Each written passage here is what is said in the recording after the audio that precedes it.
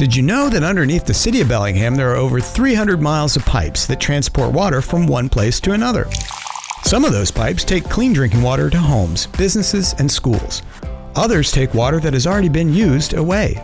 This is called wastewater or sewage and is made up of all the water we use indoors, from your shower, toilet, washing machine, and dishes, as well as the water that's used for businesses and manufacturing.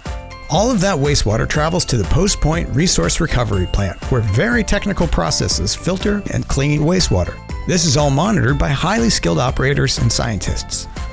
After the water has been cleaned, it is released into Bellingham Bay. The collected organic solid waste is burned and the ash is sent to a landfill.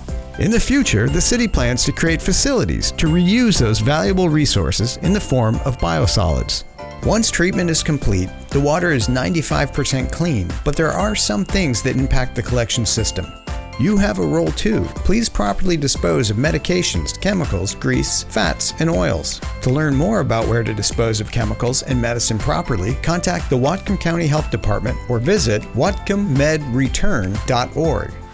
Removing these items can be challenging, so please remember to only flush the 4 P's down the drain: poop, pee, puke, and toilet paper. It is important to know that the sewer fee on your utility bill helps our crews respond to public sewage complaints such as backups, odors, missing manhole covers, and sinkholes.